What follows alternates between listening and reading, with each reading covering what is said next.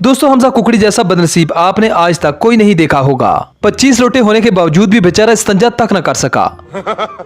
दुनिया की सबसे बड़ी खिलाफत उस्मानिया थी, जिसकी मुद्दत 660 साल थी। और अगर दुनिया की सबसे कम खिलाफत की बात की जाए तो वो है 8 घंटे 6 मिनट और 32 सेकंड, जिसे हम खिलाफत कुकड़ानिया कहते हैं। सुप्रीम कोर्ट का फैसला आने से पहले नून लीग की सबसे बड़ी चमची, जिसे डड्डू चार्जर कहते हैं, बड़ा उछल रही थी। वजीर आला पंजाब का फैसला आने के बाद इसे चुल्लू भर पानी नहीं मिल रहा जिसमें ये शर्म से डूबकर मर जाए।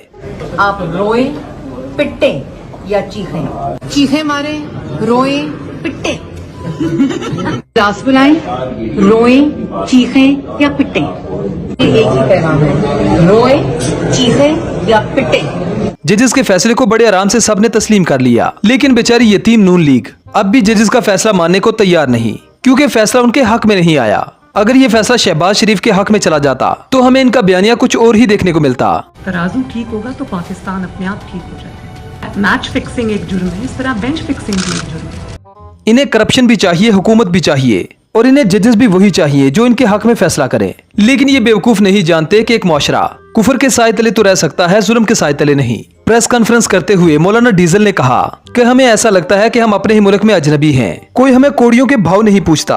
बहरहाल जो भी हो, डड्डू चार्जर की मंजी पीढ़ी अच्छी तरह से ठोक दी गई। चीखें मारे, रोए, पिटे। बड़े बेआबरू होकर तेरे कूचे से हम निकले तो मेरे आंसू बहुत मगर कम निकले। हमजा कुकड़ी को बड़ी बेदर्दी से ज़िबा कर दिया गया है। देखा जाए तो हमजा कुकड़ी कभी भी पंजाब का वज़ीर आला बना ही नहीं, फिर भी इस शख्स ने 2 बार हल्फ उठाया, मतलब 2 बार ट्रस्टी वज़ीर आला बना रहा। तारीख में किसी शख्स को कुर्सी के लिए इतना तड़पते फड़कते पहली बार देखा गया। ये बर्गर बच्चा चाहता था कि वज़ीर आला की कुर्सी पर कब्जा किया जाए। इब्रारुल हक का वो गाना तो आपको याद ही होगा, ये मसनद है कोई खेल नहीं, मेरा देश तेरी रखेल नहीं, तुम बिक जाते हो मंडी में, कप्तान हमारा फॉर सेल नहीं, नीचे उतरो कुर्सी से, नीचे उतरो मसनद से।